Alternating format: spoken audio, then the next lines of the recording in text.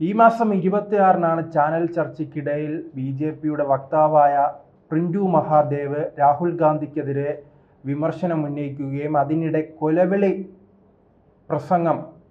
പരാമർശം നടത്തിയെന്നും കോൺഗ്രസ് അവകാശപ്പെടുകയും അതിനെതിരെ അവർ പരാതി നൽകുകയും ചെയ്തു. ആ പരാതിയുടെ അടിസ്ഥാനത്തിൽ അദ്ദേഹം ഇന്നലെ പോലീസ് സ്റ്റേഷനിൽ കീഴടങ്ങുകയും ജാമ്യം ലഭിക്കുകയും എല്ലാം ചെയ്തിട്ടുണ്ട്. അതിനിടയിലാണ് ഇപ്പോൾ ബി.ജെ.പിയുടെ സംസ്ഥാന പ്രസിഡന്റായ രാജീവ് ചന്ദ്രശേഖർ ഇദ്ദേഹത്തിൻ്റെ പ്രസ്താവന പൂർണ്ണമായി തന്നെ തള്ളിപ്പറഞ്ഞിരിക്കുന്നത്. അദ്ദേഹം തുടക്കവും ഇത്തരത്തിൽ പറഞ്ഞിരുന്നു. പ്രിന്റു തുടക്കവും പറഞ്ഞിരുന്നു ബി.ജെ.പിയുടെ ഭാഗത്തു നിന്ന് വലിയ പിന്തുണ ലഭിക്കുന്നില്ലെന്ന് സമൂഹ മാധ്യമങ്ങളുടെ ഈ ഫേസ്ബുക്ക് വാട്സപ്പ് അക്കൗണ്ടിൽ അദ്ദേഹം പറഞ്ഞിട്ടുണ്ട്. ഗ്രൂപ്പിൽ അദ്ദേഹം പറയുകയുണ്ടായി. അത് തന്നെയാണ് ഇപ്പോഴും തുടരുന്നത്.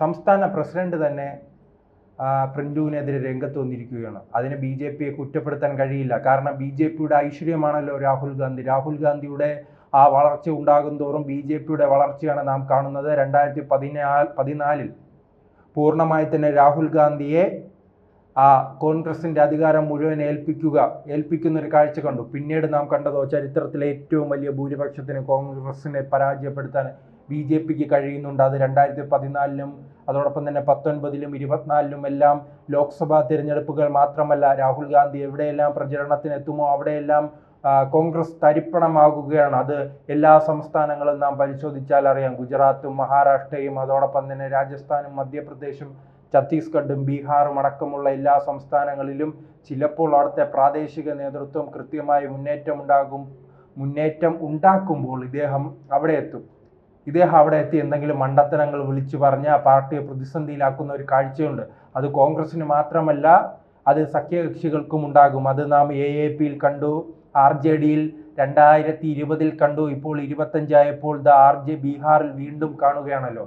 RJD 5 വർഷം കൊണ്ട് ജനകീയ അടിത്തറയുമായി മുന്നോട്ട് പോകുമ്പോൾ രാഹുൽ ഗാന്ധിയുടെ നേതൃത്വത്തിൽ ഓട്ടുചോരി യാത്ര അവിടെ എത്തുകയും പിന്നീട് നരേന്ദ്രമോദിയുടെ അമ്മയെ അപമാനിക്കുന്ന സാഹചര്യം ഉണ്ടായിരുന്നു. അപമാനത്തിന് ശേഷം ബി.ജെ.പിയുടെ നേതൃത്വത്തിൽ വലിയ പ്രക്ഷോഭം നടത്തുകയും ഇത് RJDക്ക് വലിയ തിരിച്ചടി ഉണ്ടാക്കിയിട്ടുണ്ട്. മറ്റൊരു കാര്യം ഈ VD വിവാദമാണല്ലോ. GSTയുമായി ബന്ധപ്പെട്ട് നമ്മുടെ കേരളത്തിൽ നിന്നുള്ള കരുത്തനായ നേതാവ് VT ബലറാം ഒരു ബീഹാറിനെ VDയുമായി താരതമ്യപ്പെടുത്തി.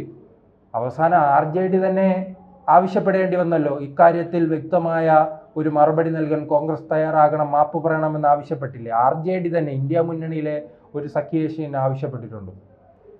അങ്ങനെ എല്ലായിടങ്ങളിലും പ്രശ്നമുണ്ടാക്കി, സ്വന്തം പാർട്ടിക്കും പ്രശ്നമുണ്ടാക്കി. അതോടൊപ്പം തന്നെ ഒരു പാർട്ട് ടൈം രാഷ്ട്രീയക്കാരനെ പോലെ അദ്ദേഹം ഇന്ത്യയിൽ കാണില്ല, വിദേശ രാജ്യങ്ങളിലായിരിക്കും ഏറ്റവും അധികം കാണുന്നത്.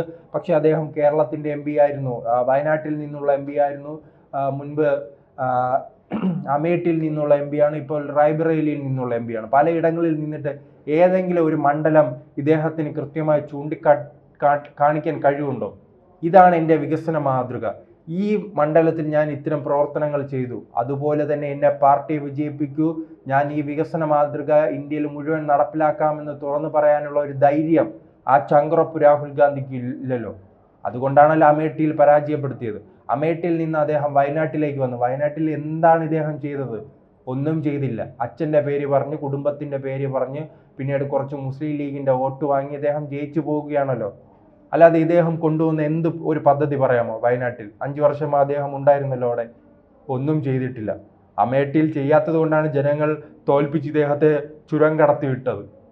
അദ്ദേഹം വയനാട്ടിൽ വന്ന് മത്സരിക്കേണ്ട അവസ്ഥ വന്നത്. ഇപ്പോൾ അമ്മയുടെ മണ്ഡലത്തിൽ പോയി മത്സരിക്കുകയാണ്, അമ്മയുടെ മകനായി.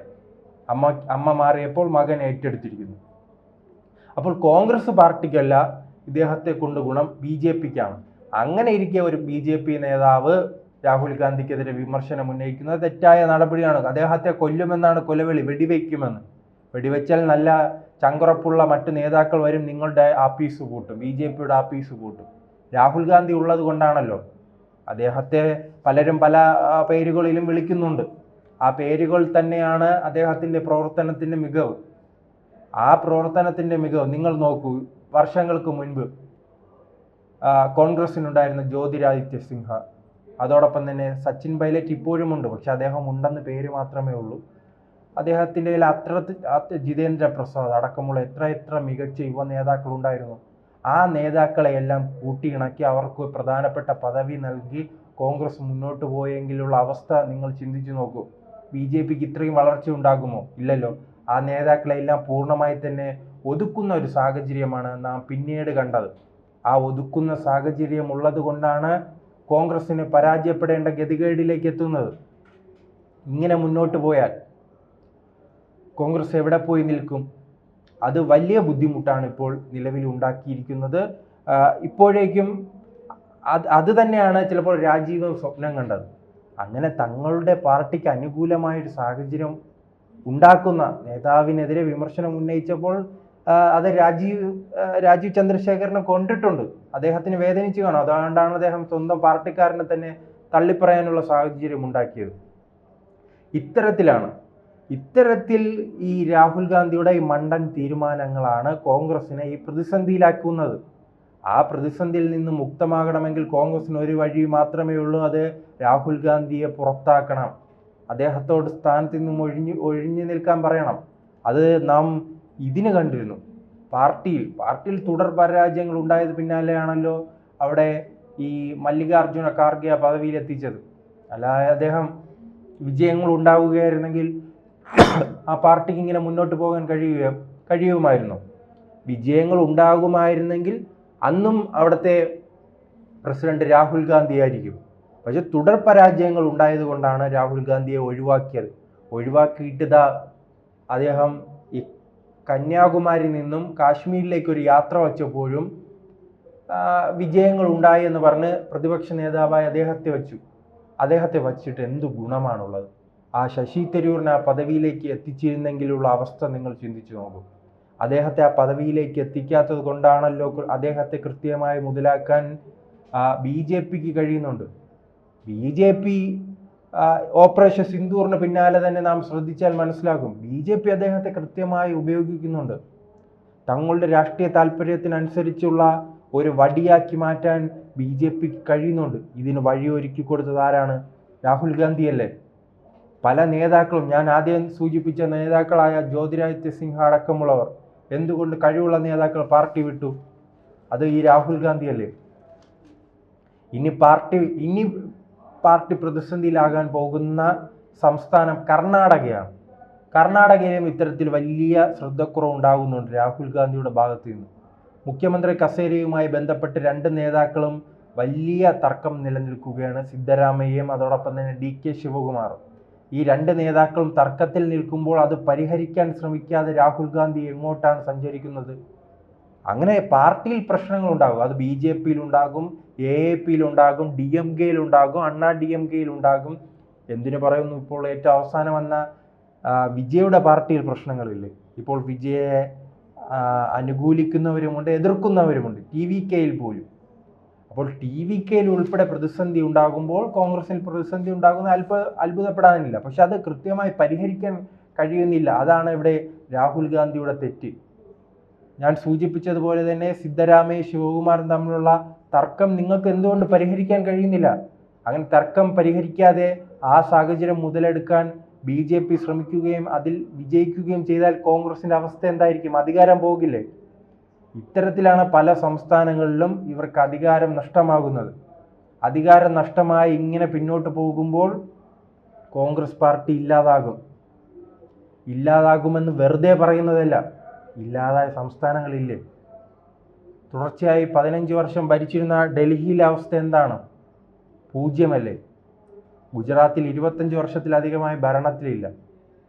മധ്യപ്രദേശിൽ അധികാരത്തിൽ വന്നെങ്കിൽ പാർട്ടിയിലെ പ്രതിസന്ധി കാരണം പിളർന്ന് അവിടെ BJPക്ക് അനുകൂലമായി പലതവണ പോകുന്ന സാഹചര്യം ഉണ്ടായിട്ടുണ്ട്. അങ്ങനെ ഇപ്പോൾ ഏറ്റവും അവസാനം പരിശോധിക്കുകയാണെങ്കിൽ ആസാമിൽ പോലും അവർക്ക് തിരിച്ചുവരവ് സാധ്യമാകുന്നില്ല. അങ്ങനെ ഓരോ പ്രശ്നങ്ങളിലൂടെയും പാർട്ടി പിന്നോട്ട് പോവുകയാണ്. ഇതിന് കൃത്യമായ ഒറ്റ ഉത്തരമേ ഉള്ളൂ, അത് രാഹുൽ ഗാന്ധി തുടർ പരാജയങ്ങൾ സംഭവിച്ച കാലഘട്ടത്തിൽ അദ്ദേഹം പുതിയ നേതൃത്വ നിരയെ മുന്നോട്ട് വരാൻ ശ്രമിക്കണം. അത് പ്രിയങ്ക ഗാന്ധി എങ്കിൽ പ്രിയങ്ക ഗാന്ധി, അതോ പുതിയൊരു നേതാവെങ്കിൽ പുതിയൊരു നേതാവ്. അല്ലാതെ എത്ര നാൾ ഇദ്ദേഹം ഇങ്ങനെ കടിച്ചു തൂങ്ങി മുന്നോട്ട് പോകും? ഇങ്ങനെ കടിച്ചു തൂങ്ങി മുന്നോട്ട് പോകുമ്പോൾ ആർക്കാണ് നഷ്ടം? ആ പാർട്ടിക്കല്ലേ. ഇദ്ദേഹത്തിന് ജയിക്കാൻ കഴിയില്ലെന്ന് ഉറപ്പിച്ചു കഴിഞ്ഞു. അത് നാം BJPയെ കണ്ടുപഠിക്കണം. 2004 തെരഞ്ഞെടുപ്പിൽ അന്ന് വാജ്പേയി ആയിരുന്നു തെരഞ്ഞെടുപ്പിന് നയിച്ചത്. അദ്ദേഹം പരാജയപ്പെട്ടു. 2019 ആകുമ്പോൾ അത് അദ്വാനി അദ്ദേഹം പരാജയപ്പെട്ടു.